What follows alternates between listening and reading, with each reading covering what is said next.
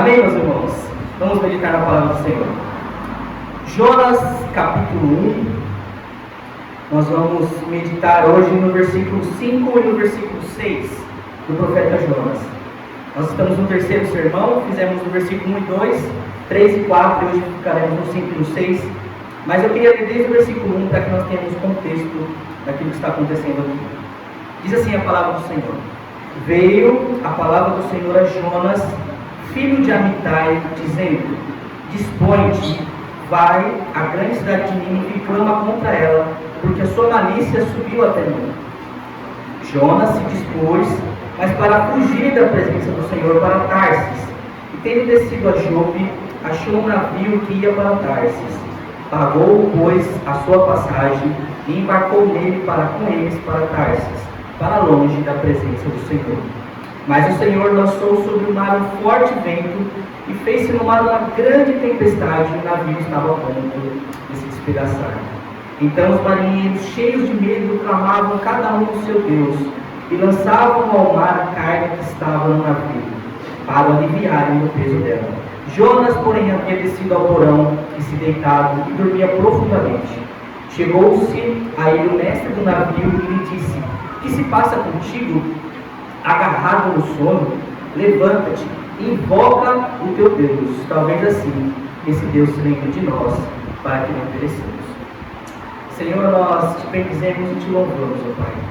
Obrigado por estarmos mais uma vez reunidos em tua pessoa, Senhor, para louvarmos e agradecermos a Ti. E eu peço que o Senhor fale conosco através da tua palavra mais uma vez, Senhor. Que o Senhor abra os nossos olhos, o nosso coração, para que possamos meditar na tua palavra. Em nome de Jesus, amém. Meus irmãos, nós vimos no versículo 1 e 2, Jonas sendo chamado a uma missão, um profeta patriota, nacionalista, que não queria que os outros povos se convertessem, e Deus manda para ele ir à grande cidade terrível, na cidade de Nínive, para pregar contra elas. Nós vimos isso no versículo 1 e no versículo 2. No versículo 3, nós vimos Jonas se levantando, se dispondo, mas na verdade não para fazer aquilo que o Senhor havia pedido, mas para fugir da presença de Deus. Claramente ele quer ir para o lugar mais distante e mais longe possível daquilo que Deus tinha mandado ele fazer. E as coisas parecem que estão indo tudo bem, né? Jonas desce para Jope, ele acha um navio, ele tem dinheiro, ele paga a sua passagem, tem lugar para ir no navio, e as coisas parecem que estão andando tudo nos conformes, né? E Jonas, ele vai fazer isso, ele vai pegar esse navio e ele vai entrar tranquilamente nesse navio, fugindo da presença do Senhor. Mas daí nós vemos Deus, no versículo 4, enviando um forte e terrível vento, uma grande tempestade ali no navio, ao ponto que o navio estava quase para se despedaçar. E nós falamos na semana passada sobre como Deus está na violência, como Deus manda tempestades em nossas vidas, como Deus manda problemas em nossas vidas, para que nós não fujamos dele, para que nós paremos de fugir do Senhor. Deus manda nós para irmos para um lugar, Deus nos condiciona a fazer algo e nós continuamos fugindo do Senhor. E Deus nos manda uma tempestade, que é a ira de Deus, com misericórdia, para nos livrar, para que nós voltemos da onde talvez nunca deveríamos ter saído, que é o centro da vontade do Senhor. Minha mãe dizia algo quando eu era pequeno, e que faz todo sentido dentro desse contexto. Ela dizia assim: fique tranquilo, ou a pessoa vem pelo amor ou vem pela dor. Alguém já ouviu isso? Ou vem pelo amor ou vem pela dor? A ideia é de que se você é um filho de Deus, você vai encontrar algumas tempestades, e você ou vem pela dor ou vem pelo amor. E na semana passada nós focamos de que os dois caminhos nós encontraremos o Senhor. Fugindo dele ou estando na missão levam a Deus, mas que nós possamos estar na missão do Senhor para encontrar o seu caráter de misericórdia e bondade, e não de ira, e não de um Deus que está pronto para nos corrigir. Deus dará um jeito de trazer os seus filhos de volta, nem que para isso precise virar alguns barcos em nossas vidas, amigos.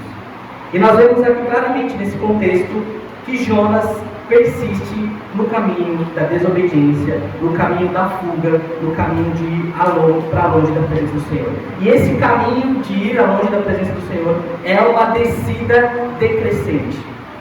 Quando nós decidimos fugir do Senhor, a nossa vida é só ladeira abaixo, né? Nós vemos Jonas que morava nas regiões montanhosas de Gat-Hefer. Ele está em Gat-Hefer, ele desce para Jope. De Jope ele desce para o navio, do navio ele desce para o porão, do porão ele desce para as profundezas do mar, e dos profundezas do mar ele desce para a grande barriga do peixe.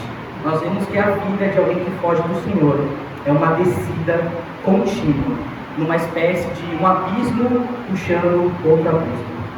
A escala de uma pessoa que foge do Senhor é uma escala decrescente. O Isaltino Filho, no seu livro Os Profetas Menores, que ele escreveu em 2004, ele diz assim: quem conhece a vontade de Deus para a sua vida e foge dela, está percorrendo o caminho para baixo. Hernandes Dias Lopes, dizendo no seu livro sobre o profeta Jonas, ele diz assim: aqueles que são chamados para ser uma bênção e quando andam pela estrada da desobediência se tornam maldição. Um servo de Deus na rota de fuga é um causador de tempestade. Um crente desobediente é extremamente perigoso. Na verdade, é pior que um ateu. Se você vê um crente na rua, fugindo do Senhor, meus irmãos, ele é um grande perigo para ele e para a sociedade. Então nós vemos claramente isso acontecendo na vida de Jonas. Então vimos o seu chamado, vimos a fuga dele na semana passada, e hoje nós falaremos do sono do profeta Jonas. No versículo 5, então vamos dar sequência à exposição. No versículo 5 começa dizendo assim: então, eles estão numa tempestade onde Deus manda, e no versículo 5 vai dizer: então, os marinheiros cheios de medo. Meus amados irmãos, maus tempos não eram novidade para os marinheiros no mar Mediterrâneo. Não eram. Aqueles homens, eles não eram turistas, eles eram marinheiros de fato, experimentados, experientes, e estavam tranquilamente acostumados com a tempestade no alto mar. Não era nenhuma novidade eles passarem por tempestade no oceano.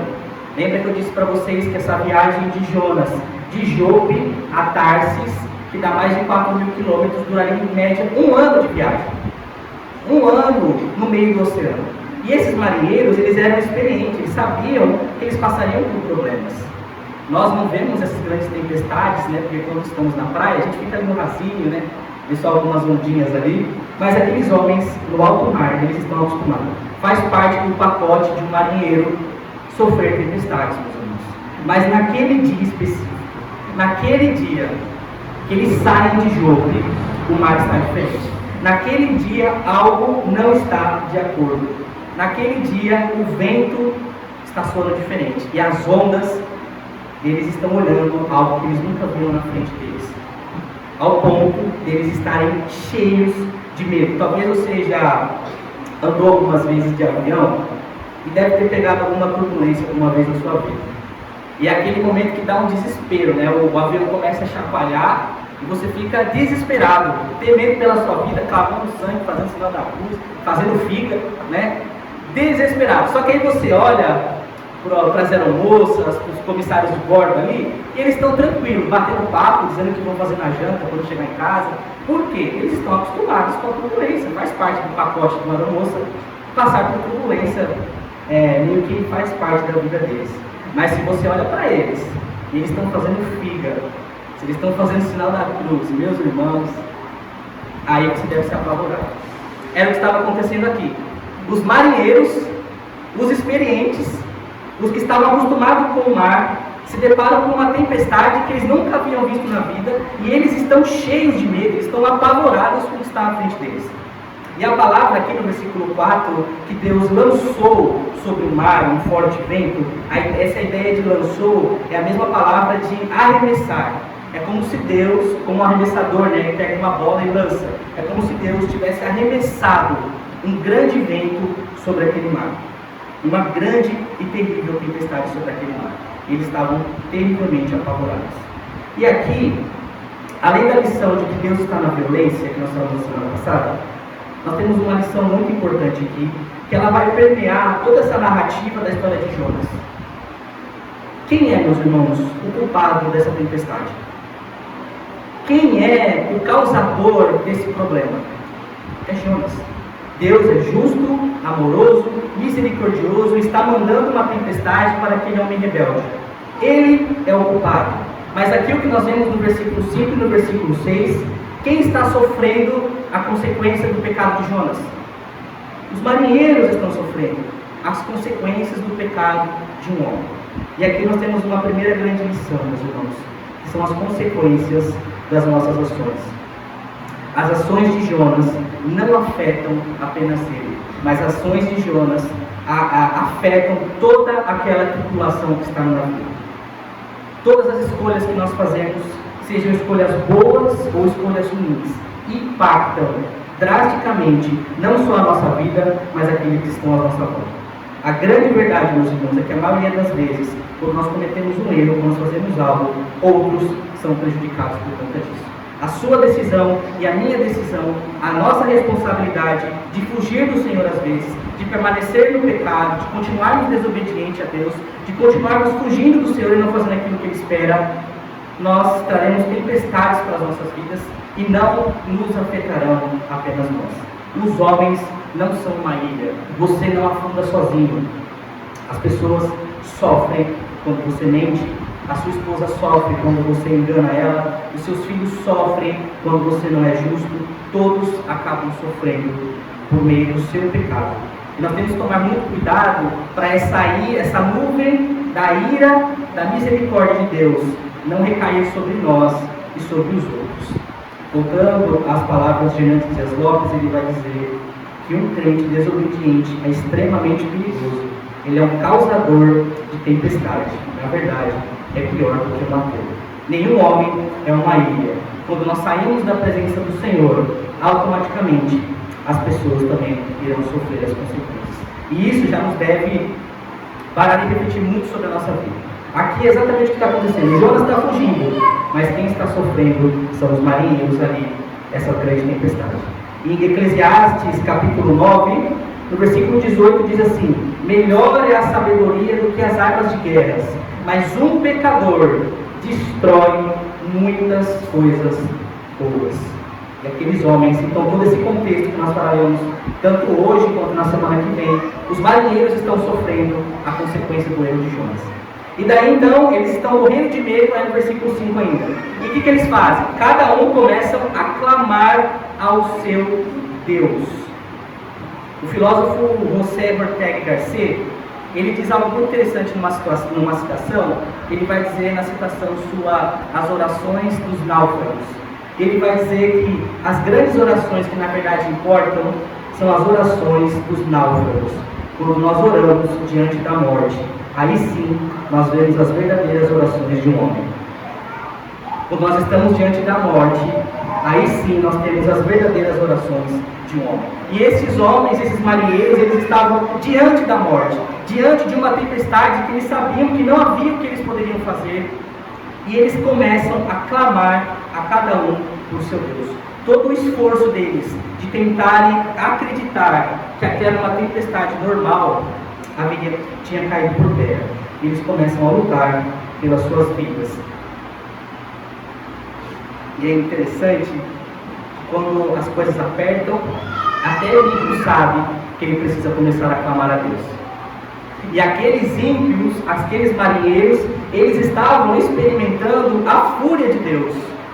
Eles estavam experimentando uma espécie, meus irmãos, de dilúvio ao contrário. Porque se no dilúvio toda a ordem criada recebe juízo de Deus e apenas um barco representa a segurança, aqui toda a criação está normal. Todos os lugares funcionam normalmente. E um barco está recebendo todo o caos, toda a desordem, toda a fúria de um Deus naquele barco. E tudo que eles têm é simplesmente uma estrutura frágil de madeira, que nem sequer pode suportar as pancadas das águas turbulentas que estão entrando naquele navio.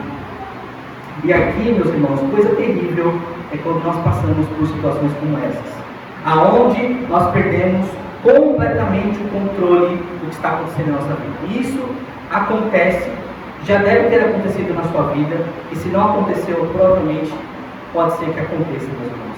Quando nós somos deparados com situações que literalmente fogem do nosso controle. Tempestades que vêm à nossa vida e que às vezes nós nem sabemos o porquê. Só estamos sofrendo a consequência de uma terrível tempestade e que acaba nos abalando. E nós, humanamente, olhando para a situação, não temos muito o que fazer. Às vezes está tudo bem. Eu estava conversando com meu pai essa semana de um rapaz da rua dele, que um jovem de 38 anos, com saúde, mexendo nas bicicletas dos meninos na rua, e ele se sentiu mal, foi ao hospital e ele está com uma doença terminal. O médico disse: olha, nem tem muito o que nós fazermos. Volta para sua casa e cuide a sua família, pelos seus poucos meses de vida que você tem. É uma situação que tira toda a estrutura que a pessoa tem. Às vezes você investiu em algo e você perde aquilo. Simplesmente é tirado de suas mãos. E você não tem o que fazer. Às vezes você investe em algo, investe no casamento e seu cônjuge simplesmente te abandona e vai embora. E você faz o quê? A grande verdade, meus irmãos, é que nós somos fracos, frágeis e vulneráveis.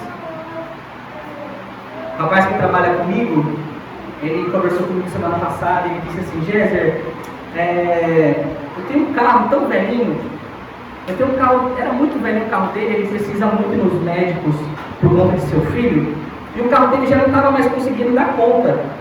E a mãe dele também tem um carro bem velhinho. Ele falou assim: olha, sabe o que nós fizemos? Eu juntei meu carrinho velho, o carrinho velho da minha mãe, nós vendemos os dois carros e demos uma entrada num carrinho melhor, para que a gente possa dividir o carro, eu levar meu filho no médico e minha mãe ir ao médico.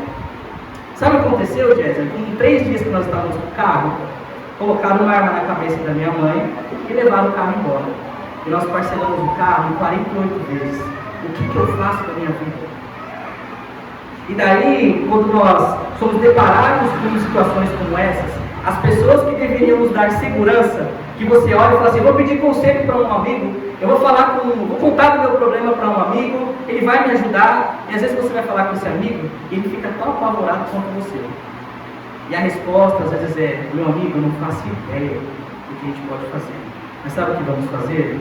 Vamos clamar a Deus. É exatamente o que esses maridos fizeram.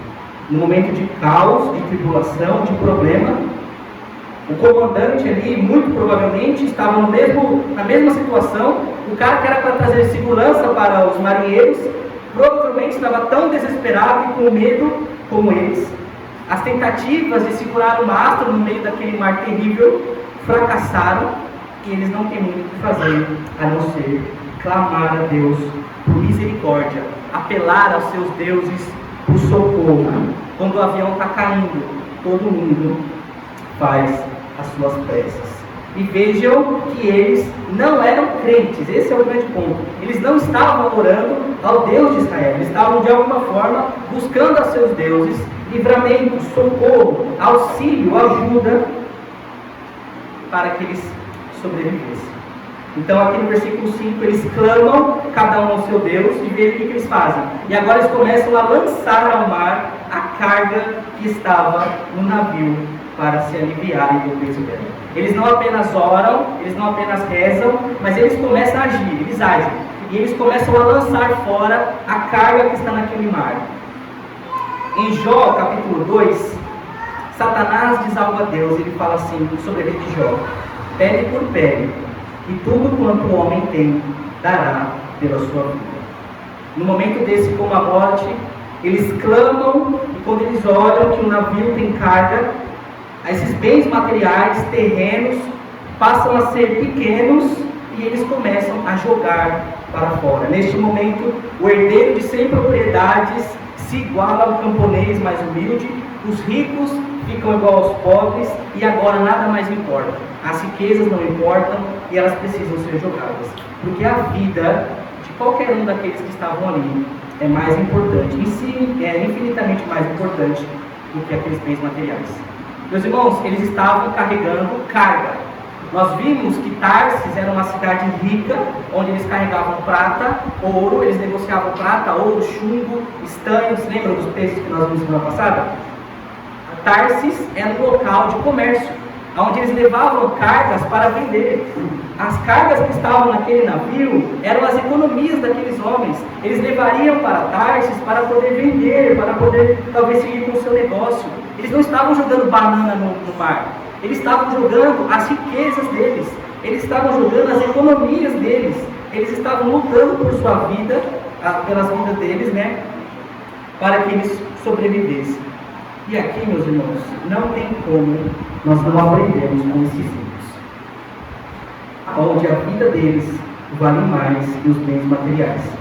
Infelizmente, nos nossos dias atuais, olhando algumas igrejas brasileiras que são mais apegadas ao material, se tivesse alguns crentes naquele navio, eu morro, mas eu morro abraçado no meu baú do tio Patinhas. Eu morro, mas eu não solto meu saco de moeda. E aqueles homens não estavam preocupados com isso. Você vê que não há discussão de quem tem mais e quem tem menos. Eles simplesmente pegam tudo e começam a lançar fora para aliviar o peso, para que eles sobrevivam. E muitos deles ali, provavelmente, se sobrevivessem, iriam à falência, porque chegariam em Tarsis sem nada. E lembre-se que as tempestades que Deus nos manda são escolas para nós. É uma tempestade da ira, da misericórdia de Deus sobre as nossas vidas. E que por vezes ela começa a entrar no nosso barco e precisamos olhar para ver se não precisamos jogar fora esse outro Deus que tanto tem nos cercado. As almas são mais importantes. Vocês são mais importantes. Tudo é mais importante na hora da vida do que os bens materiais. E sabe o que me fez refletir sobre isso, meus irmãos? Sobre quantas vezes nós somos constrangidos pelo exemplo dos ímpios. Quantas vezes somos constrangidos, por exemplo, de homens que não servem a Deus. Veja, muçulmanos, eles se explodem e explodem outras pessoas em nome de uma mentira. Enquanto nós, como crentes, não conseguimos mal amar os nossos irmãos em nome da verdade. Você vê homens e mulheres andando diversos quilômetros de joelho por um Deus feito por mãos humanas, enquanto nós não conseguimos mal nos manter acordados no culto para adorar o Deus vivo. As pessoas fazem sacrifícios terríveis, sacrifícios que realmente são sacrifícios por bens pequenos e materiais que eles conquistaram, enquanto nós não conseguimos orar a Deus e agradecer pelo dom maior que Ele nos deu, pelo seu presente maior, que foi a vida eterna. E o exemplo desses ímpios, da piedade desses homens, da devoção desses homens, muitas vezes deveria constranger a igreja. Deveria constranger a igreja, porque você vê um caráter de pessoas que estão preocupadas uns com os outros, que estão lutando por suas vidas, que estão amando, que estão fazendo, que deveria ser o papel da igreja. Quantos amigos eu já conversei que dizem assim: a pior coisa é trabalhar com crente. Eu vou fazer uma entrevista, se eu sei que é crente, eu penso duas vezes para contratar, porque os crentes são os piores. Os crentes são os caloteiros, os crentes são os que falam sem justificativa, os crentes são os que causam picuinha, os crentes que gostam de fofoca. Como é triste, meus irmãos, quando somos constrangidos pelo exemplo de homens sem Deus. E eles estão ali lutando pela vida deles. Mas aí a pergunta que fica para nós: aonde está Jonas? Cadê o causador de todo esse problema? Cadê o causador dessa desgraça ali? Cadê o culpado realmente da grande tempestade? Aqueles homens estavam pagando pelo erro de Jonas. Todo o cuidado, a diligência que eles estavam tendo para manter o barco no seu devido lugar era totalmente inútil. O trabalho deles era em vão, porque eles estavam diante de Deus. E somente o Deus verdadeiro poderia ajudá-los. Somente o clamor ao Deus de Israel poderia os livrar eles dessa tempestade.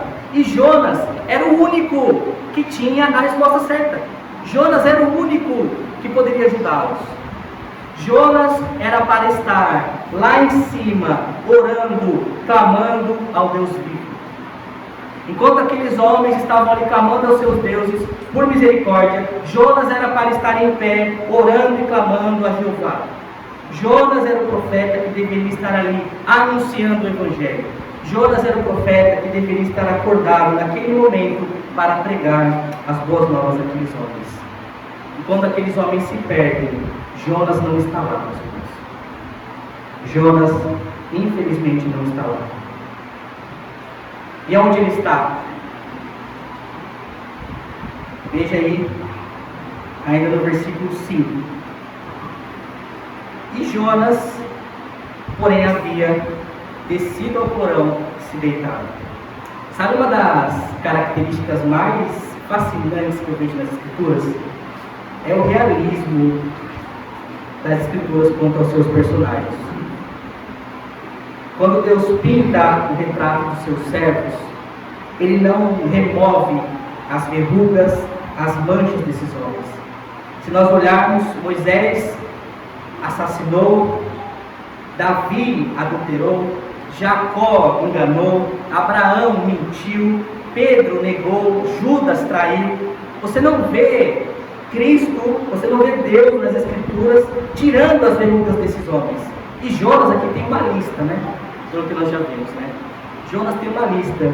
Jonas é um profeta orgulhoso, teimoso, desobediente, um profeta covarde, um profeta fujão, que está fugindo da presença do Senhor. E o Senhor diz, faça A, e ele propositalmente se vira e diz, eu vou fazer B. Durante todo o livro do profeta Jonas, Jonas é o maior desafio de Deus.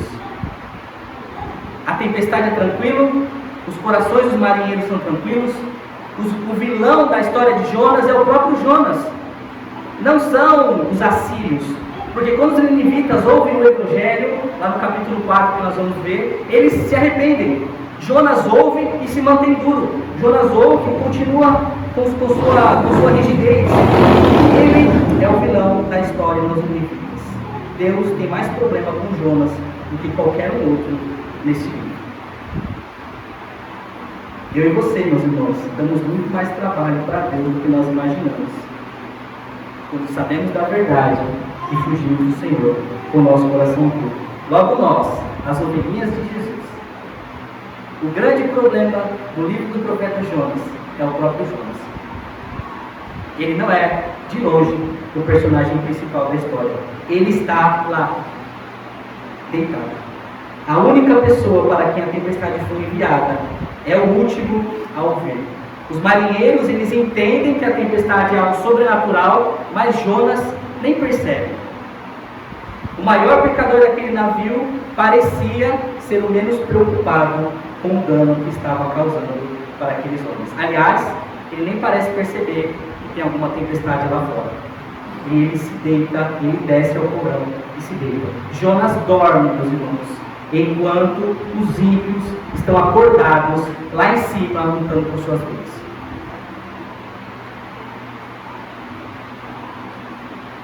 Jonas ronca enquanto os pagãos buscam por socorro.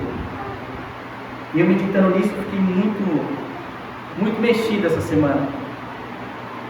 Porque, meus irmãos, como deveria trazer tristeza para os nossos corações, como deveria nos deixar tristes quando a igreja falha em sua missão, que é o que está acontecendo com Jonas. Como é triste quando a igreja falha, como é triste quando eu e você falhamos como cristãos, com a nossa missão do que deveríamos fazer. Meus irmãos, as pessoas lá fora, elas estão se afogando, elas estão a ponto de darem cabo às suas vidas, eles estão gritando fervorosamente por socorro, por ajuda, por necessidade. Eles estão clamando, eles estão buscando a todo tipo de Deus para satisfazer as suas vontades. Eles estão o tempo todo tentando ter experiências para se sentirem mais vivos. Eles estão o tempo todo gritando por socorro. Eles querem viver, eles querem ter experiências, eles querem ter sentido para as suas vidas. E como é triste, porque eles estão pedindo socorro, com as mãos levantadas, clamando aos seus deuses, buscando várias experiências, e a igreja está no porão dormindo. A igreja que tem a resposta, a igreja que tem o Deus verdadeiro, está no porão. Jonas se aliena, enquanto os pagãos buscam respostas. Jonas se ausenta, ao passo que os pagãos tentam buscar a solução. enquanto eles anseiam viver, lutando por suas vidas, com bravura, com tudo que eles têm, orando, fazendo, agindo, jogando as coisas no mar, Jonas se auto-sepulta num sono de desistência da vida. E esse é o grande cenário das nossas vidas, muitas vezes. Eles lutam por suas vidas, ao passo que Jonas dorme. Eles invocam os seus deuses, enquanto não há prece alguma nos lábios do profeta Jonas. Jonas é o crente que não ora, o pregador que não prega e o profeta que não fala. E vejam que ainda assim nós vemos a misericórdia de Deus alcançando e perseguindo este homem em alto mar. Isso não pode nos deixar escapar. Os marinheiros não sabem o que está acontecendo, mas é uma ira da misericórdia de Deus sobre aqueles homens. E aqueles marinheiros, eles estão lutando por suas vidas sem o mínimo deslumbre de que aquilo seria o Deus de Jeová, sem o mínimo deslumbre de que Deus estaria ali, de que se fosse clamado a Ele, as coisas mudariam. E nós precisamos olhar para as nossas vidas e enxergar aquilo que nós devemos mudar. É muito fácil, meus irmãos, ser crente aqui na igreja. O chamado de Jonas foi: se levante e vá pregar aos gentios. Deus está lá fora. Deus estava esperando Jonas lá em Nínive. Deus estava lá, como Deus ainda está nos becos, como Deus ainda está em todos os lugares, nas filas, e nós precisamos nos levantar e não fugir do Senhor, mas irmos em direção ao seu chamado. E a tempestade são tempestades que nos ajudam, que nos auxiliam, que nos guardam e que estão o tempo todo nos alertando para dizer: volta. A teologia da prosperidade, os pastores coach, vão dizer: repreenda a tempestade, profetize, clame para que a sua vida tenha bonança. O que eles estão dizendo, na verdade, é: mande Deus ficar quieto. Porque o tratamento que nós estamos vendo aqui é Deus mandando tempestade, sim, enchendo o barco, sim, trazendo problema, sim, criando onda, sim, lançando o vento, sim, para que aquele homem não fuja, para que aquele homem não alcance o seu objetivo, que é fugir do Senhor. As tempestades fazem parte da nossa vida. A nuvem da ira, da misericórdia que nós não entendemos, paira sobre as nossas vidas. E nós não sabemos durante a tempestade, É igual esses marinheiros: durante a tempestade é só caos, é só problema, é só choro, é só dificuldade. Alguns olham para a vida dos crentes passando por esse tipo de tempestade e, como grandes mulheres de Jó, dizem: por que você não amaldiçoou esse Deus imóvel? Você não é crente? Por que você está passando por esse tipo de situação? Você não é crente? Olha a sua vida. O seu barco está recebendo a chuva, a ira, está recebendo o castigo de Deus nesse sentido, e parece que todo o resto da humanidade está se dando bem. Toda a ordem criada funciona normalmente, mas o seu barco, o barco da sua vida, você já não tem nem mais como segurar o mastro, porque ele está pronto de virar. E no meio da tempestade, meus irmãos, nós não conseguimos enxergar, mas depois que isso passa, como nós estamos aqui diante da história de Jonas, há muitos e muitos anos à frente, a gente consegue enxergar aqui e dizer: essa tempestade era misericórdia, essa tempestade era amor, essa tempestade era cuidado. Deus estava protegendo Jonas, assim como na tempestade nos protege. Ele está nos impedindo de andarmos pelos nossos próprios caminhos. Lembre-se, meus irmãos, é um Deus te protegendo de você mesmo. É exatamente o que estava acontecendo aqui. E é triste quando nós falhamos no profeta Jonas. E daí, então vai aqui no versículo 5, Então Jonas havia-se descido ao porão e deitado, ele dormia, meus irmãos, profundamente. Isso é uma coisa surpreendente que nós vemos aqui, Como que um homem dorme no meio de uma tempestade? Como o navio batendo nas águas, as águas entrando, o vento chacoalhando o navio. Como que um homem dorme numa tempestade? Mas sabe o que é mais surpreendente ainda do que isso? é como um irmão consegue dormir fugindo de Deus. Um homem dormir, meus irmãos, fugindo de Deus, é muito mais preocupante do que um homem que está numa tempestade. Eu tenho certeza que vocês já passaram por algum tipo de experiência que tira o seu sono, né? Você tem alguma preocupação, você tem algum assunto, e isso tira o seu sono. Você deita e aquilo não sai da sua cabeça, você não consegue dormir, né? Você vira para um lado, você vira para o outro, você precisa fazer alguma coisa, tomar alguma decisão, e você não consegue dormir, porque aquilo não sai da sua cabeça. É uma decisão importante que você precisa tomar e aquilo te incomoda, e você fica ansioso e você não dorme. Jonas é alguém que está dormindo profundamente, tranquilamente. Jonas é alguém que se levanta, Deus fala com ele se levanta, ele diz: eu vou fazer o oposto do que você quer, Senhor, e ele deita e ele dorme. Jonas consegue dormir fugindo de Deus. Isso que é o mais surpreendente. E sabe qual é a lição disso, meus amados? Sabe o que nós aprendemos aqui? É que nem sempre existe uma consciência pesada na vida da desobediência. Nem sempre há uma consciência pesada quando nós estamos fugindo do Senhor. As pessoas conseguem fugir de Deus, as pessoas conseguem se manter no caminho de desobediência e deitarem a cabeça no travesseiro e dormir tranquilamente, como se Deus não estivesse perto. E isso é o sono da alma, é o sono espiritual. É o sono da empatia, é o sono da apatia no caso, né? É o sono da indiferença. É quando nós deitamos, colocamos a cabeça no travesseiro e dormimos tranquilamente. Nós não nos importamos, nós não estamos nem aí que Deus está lá fora mandando tempestade para que nós voltemos. Nós amamos dormir e não há nada que o faça dormir tão pesado quanto o pecado. O pecado é um sonífero espiritual. O pecado, ele nos leva a conseguirmos dormir e descansar, desobedecendo ao Deus vivo. Se lembre que eu disse, Jonas sabia que Deus era soberano, que Deus era onipresente, que Deus era onisciente, que Deus estava em todos os lugares. Fugir para Tarsis não resolveria, Deus estaria em Tarsis. Deus o encontrou antes até na tempestade. E nós a mesma coisa. Sabemos que Deus é soberano, sabemos que Deus está em todos os lugares e dormimos achando que Deus não está vendo. Descansamos tranquilamente achando que o Senhor não está perto. E nesse, meus irmãos, infelizmente, é o sono da alma, onde estamos desconectados espiritualmente do reino. É a apatia, é a falta de interesse, é o sono da alma.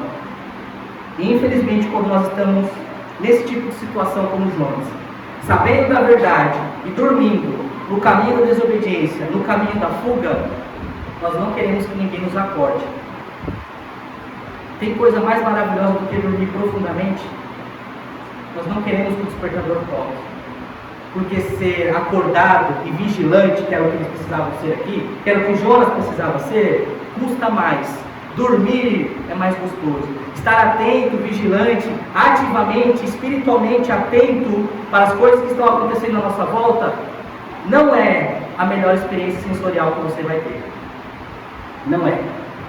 A melhor experiência sensorial que você vai ter é o sono da alma. É você conseguir dormir tranquilamente, mesmo fugindo do Senhor, mesmo fazendo aquilo que o Senhor pede para que você não faça. E o problema, meus irmãos, é quando nós dormimos e dormimos tranquilamente.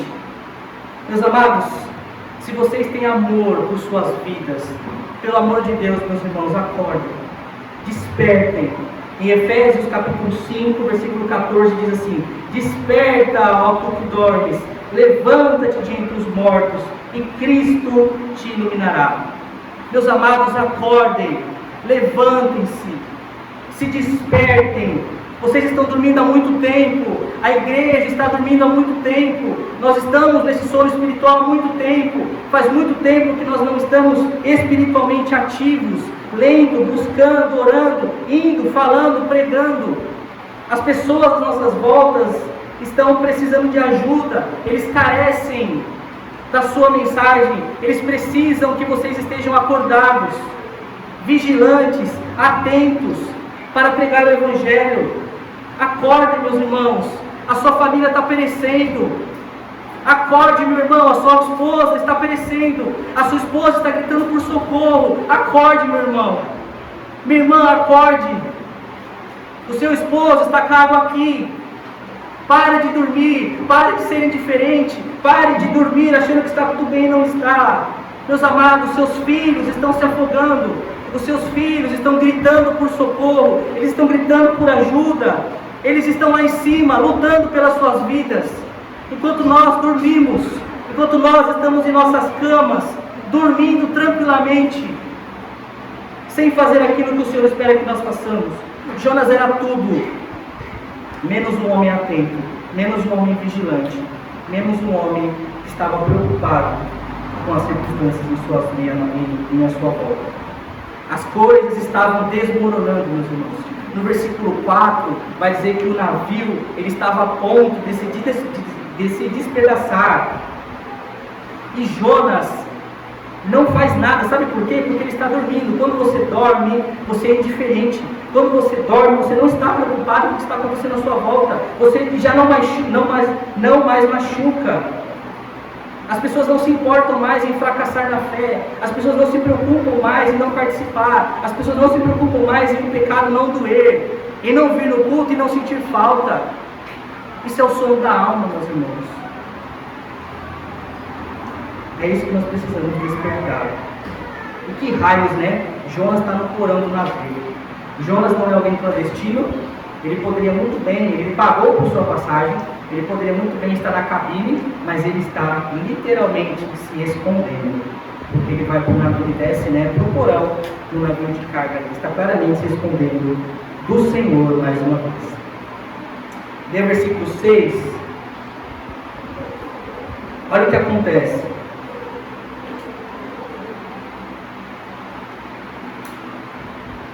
O mestre do navio procura o profeta, não acha, né? Talvez procurou ele ali, e ele chega assim, encontra Jonas lá no porão, lá no navio de carga, lá embaixo. E daí, versículo 6, e chega-se o mestre do navio e lhe disse: que se passa contigo, agarrado no sono? O capitão ali procura Jonas. Na NAA vai dizer assim: o que está acontecendo com você? Na NVI diz: como você pode ficar aí dormindo? Não está no texto, meus irmãos, mas eu acredito. Imaginem a cena. Eles estão lutando pela vida deles, clamando por seus deuses, jogando as coisas fora, e Jonas não participa de nada disso. E eles começam a procurar: bom, mas entrou um cara aqui, ele está escondido, vamos atrás dele. E começam a procurar, e quando eles encontram nesse tipo de situação, e quando está chovendo, não está sol, não é um dia bonitinho, é água forte, é vento forte, é onda batendo. Eu não acho que ele acordou Jonas tranquilo, né? Provavelmente ele grudou em Jonas e disse assim: o que se passa contigo, no versículo 6? Agarrado no sono, como você pode ir dormir? Nós estamos lutando pelas nossas vidas e você está aí dormindo. E daí ele vai dizer, agarrado no sono, levanta-te. Sabe o que é mais maravilhoso no texto, meus irmãos? É que esse levanta-te, no hebraico, é a mesma palavra do versículo 2 de Deus dizendo para Jonas: Jonas, levante-se. E é a mesma palavra do versículo 3, Jonas se levanta. É a mesma palavra. E o capitão olha bem nos olhos de Jonas, depois de o pegar pelo colarinho, de Jonas, levanta. Não é o capitão que está acordando Jonas, é o próprio Deus que está tirando do sono. Na hora que o capitão vira para ele e diz: Jonas, levanta-te, automaticamente Jonas é arremetido à sua casa quando Deus manda ele se levantar. Deus está falando com Jonas ali, usando a boca de um descrente para falar com ele. Você já foi, meus irmãos, repreendido por algum descrente na sua vida? Já foi repreendido por algum descrente na sua vida? Você já foi corrigido por algum descrente, por alguém que não teme ao Senhor? É difícil, né, meus irmãos? Quando o ímpio repreende os santos, quando o incircunciso, aquele povo que a gente acha que não merece, é boca de Deus para nos repreender. Às vezes você está no trabalho e surge assunto de igreja, e daí tem um descrente lá que se vira e diz assim: olha, eu já li a Bíblia inteira, mas esse crente aqui, eu duvido que ele leu a Bíblia inteira. Aí você para e pensa: rapaz, eu não li mesmo. Vou contar um exemplo para vocês que já aconteceu comigo. Eu estava no trabalho, fui almoçar, né? Refeitório, a gente pega a bandeja, coloca aquela pilha de comida, desesperado para comer, senta e já começa a comer. Aí você olha para o lado, tem um descrente, de olho fechado, fazendo sinal da cruz. Mas crente não ora para comer, não? Falou para mim.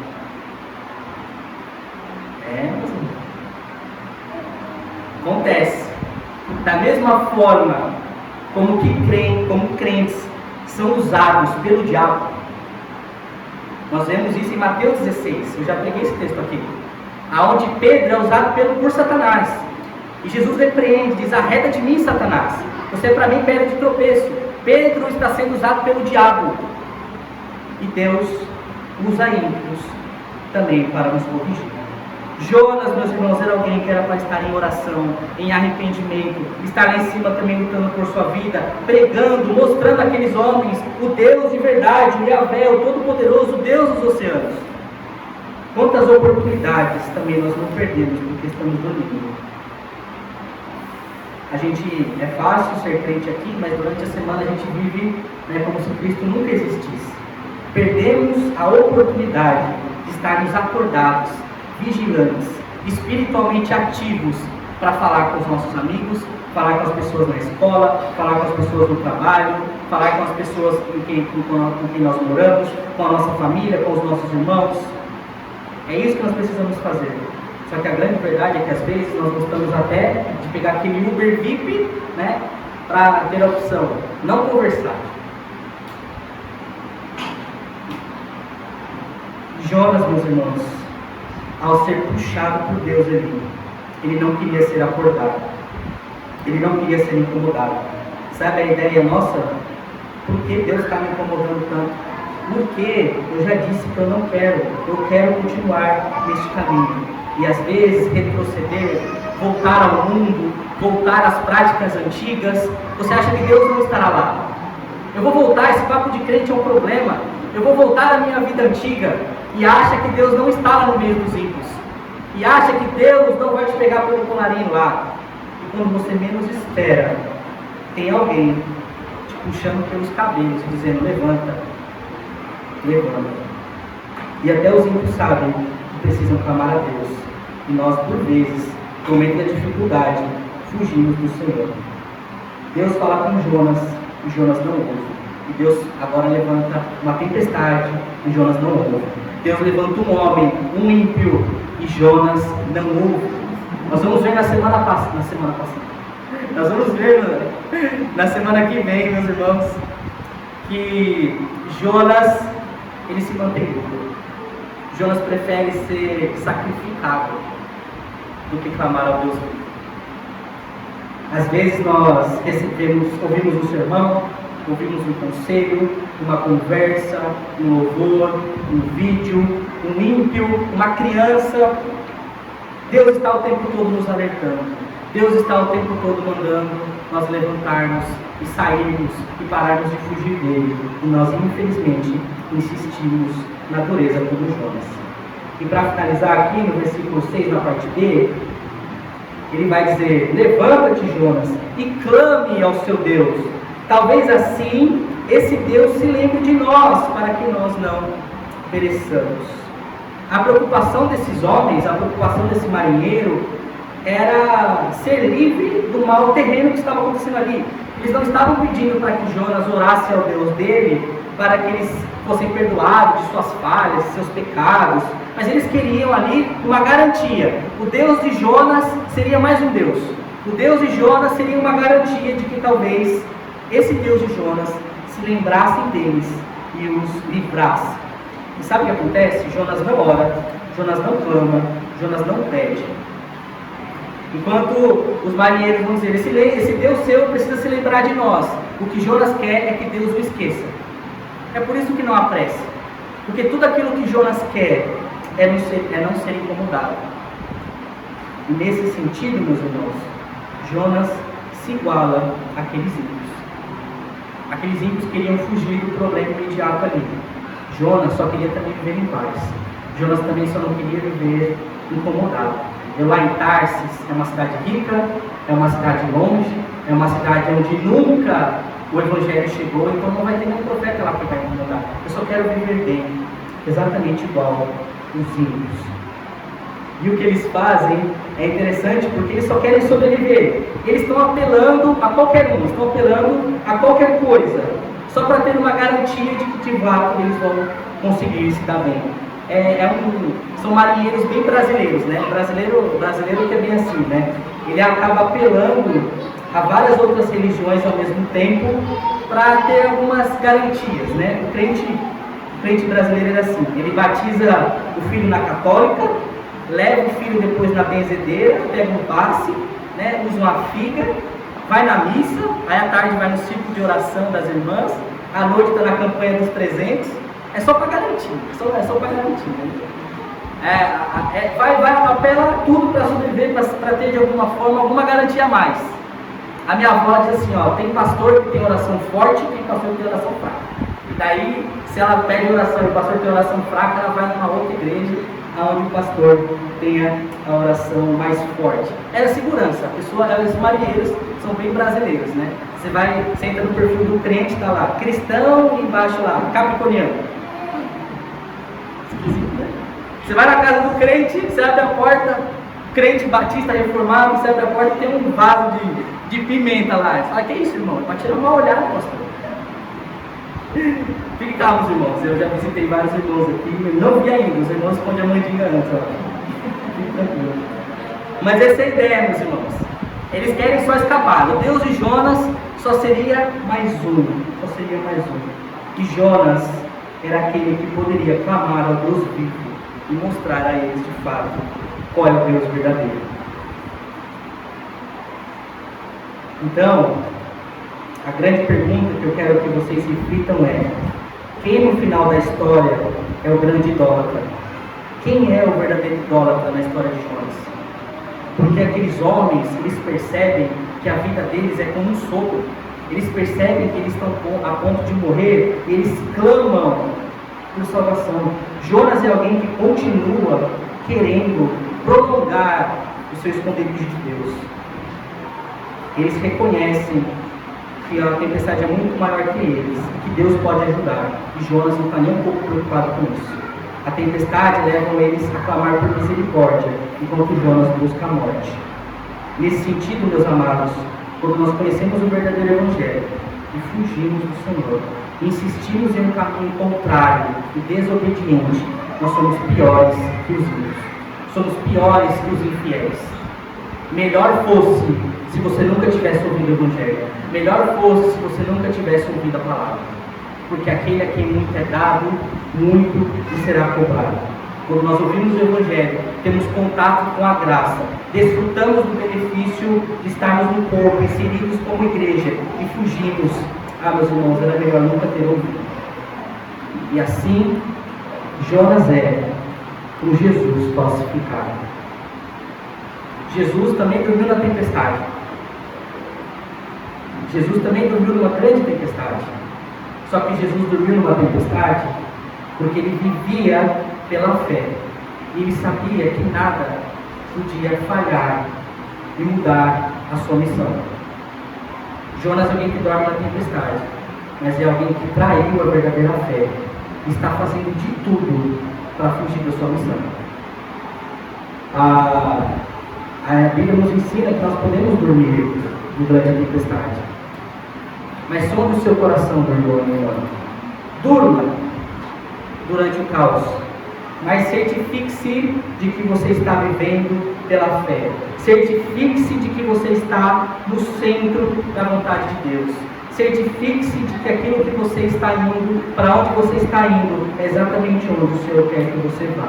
Mas se você está fugindo, meus irmãos, acorde. Acorde. E clame ao Deus de Israel, para que Ele converta o meu e o seu coração e nos leve, de fato, para onde nós deveríamos estar, ou da onde nunca deveríamos ter saído, que é no centro da sua vontade. E antes de orar, eu gostaria que você orasse por alguns 2 ou 3 minutos, que você feche seus olhos, que você ore ao Senhor.